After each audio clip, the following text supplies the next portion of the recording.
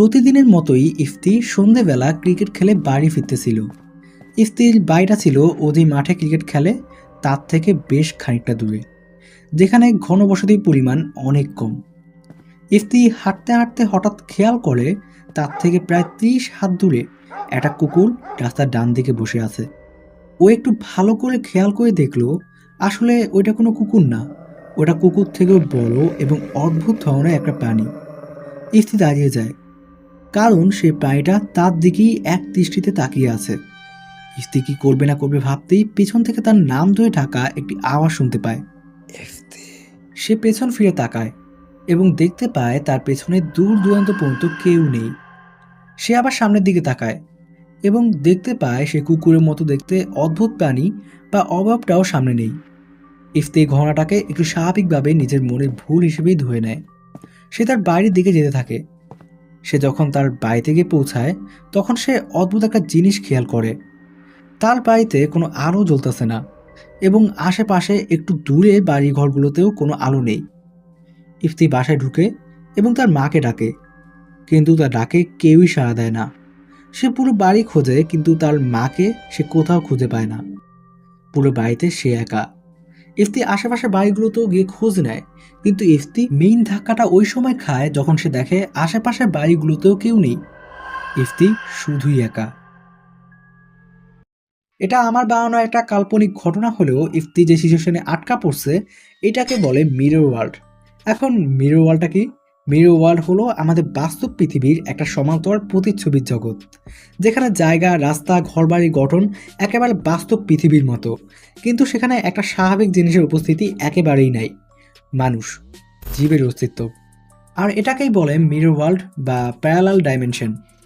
তো আজকে আমি এমন কিছু অ্যানিমে নিয়ে কথা বলবো যার মধ্যে মিরর ওয়ার্ল্ড বা প্যারালাল ডাইমেনশন বা মাল্টিভার্স দেখানো হয়েছে। তো আর বেশি কথা বাড়িয়ে শুরু করা যাক।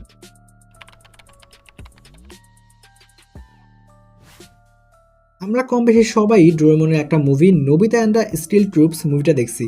সেই মুভিতে নোবিতা এবং ডোরেমন জান্ডা ক্লস রোবটটাকে পেয়ে সেটাকে তাদের সাথে না রেখে তারা অন্য এক দুনিয়ায় রাখে, যেটা দেখতে হুবহু পৃথিবীর মতো হলেও সেখানে কোনো মানুষ নাই। আর এটাই ছিল মূলত একটা মিরর ওয়ার্ল্ড। এই থিওরিটাকে একটু অন্যভাবে বলা যায় মাল্টিভার্স থিওরির সাথে, যেটা রিজিরো অ্যানিমেতে দেখানো হয়। এই অ্যানিমেতে সুবারু নাৎসুকি যখন মারা যায় তখন পুরো টাইমলাইন আবারও শুরু হয়, শুধু সুবারু তার আগের মেমোরি মনে রাখে। সহজভাবে বললে, এক ইউনিভার্সে সুবারু মারা গেলে একই ইউনিভার্স রিসেট হয় না, বরং সে একটি নতুন টাইমলাইন বা অল্টারনেট ইউনিভার্সে প্রবেশ করে, আর যেখান থেকে শুরু হয় মাল্টিভার্স কনসেপ্ট। টাইম লুপ নিয়ে তো অনেক অ্যানিমেই আছে, যার মধ্যে আমার সবচেয়ে ফেভারিট অ্যানিমে হচ্ছে সামার টাইম রেন্ডারিং। কিন্তু তোমার জানা কি এমন কোনো অ্যানিমে আছে যেটা টাইম লুপ বা টাইম ট্রাভেলকে একেবারে লাস্ট স্টেজে নিয়ে যায়? জানা থাকলে অবশ্যই কমেন্টে জানাও। তো এই মাল্টিভার্স এবং ইউনিভার্স নিয়ে যদি তোমাদের কিছু জানার কৌতূহল থাকে তাহলে তোমরা এমসিইউর একটা movie doctor strange multiverse in the madness এবং একটা ওয়েব সিরিজ লোকি, যার মাত্র 2টা সিজন আছে, চাইলে তোমরা ট্রাই করতে পারো। আই থিঙ্ক তোমাদের মাল্টিভার্স নিয়ে পুরোটা কনসেপ্ট ক্লিয়ার হয়ে যাবে। আমি প্রথমে যে মিরর ওয়ার্ল্ড ডাইমেনশনের কনসেপ্টটা বলেছিলাম, এই বিষয়টাকে তোমরা স্ট্রেঞ্জার থিংসের আপসাইড ডাউনের সাথে তুলনা করতে পারো। আপসাইড ডাউনের মতো মিরর ওয়ার্ল্ডের ধারণাটাও কাজ করে। সিরিজের মধ্যে উইল কোনো জায়গায় হারিয়ে যায়নি, সে ঢুকে পড়েছিল নিজের পৃথিবীর আরেকটা ডাইমেনশন বা ভার্সনে। একই রাস্তা, একই বাড়ি, শুধু মানুষ নাই। আর এই অদ্ভুত জায়গাটাকেই বলা হয়েছে আপসাইড ডাউন।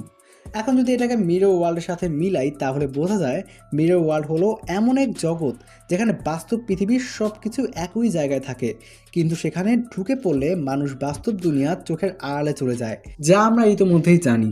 ওয়েব সিরিজের মধ্যে উইল বায়ার্সের ক্ষেত্রেও ঠিক তাই হয়েছিল। বাস্তব দুনিয়ায় সবাই তাকে খুঁজতেছিল, কিন্তু সে তার নিজের বাড়িতেই ছিল সেই প্যারালাল ডাইমেনশনের মধ্যে। এবং আমার প্রথম দিকে বলা কাল্পনিক ঘটনার মধ্যে ইক্তির সাথে ওই একই ঘটনাই ঘটছে। আমি জানি আমরা ভিডিও বানাই অ্যানিমে নিয়ে, কিন্তু আজকে ভিডিওটা অ্যানিমে থেকে অনেকটা বাইরে চলে গেছে।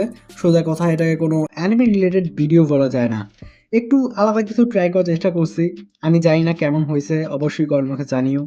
তো এই ছিল আমাদের আজকের ভিডিও। দেখা হবে অন্য কোনো ভিডিওতে। এখনকার মতো বিদায়।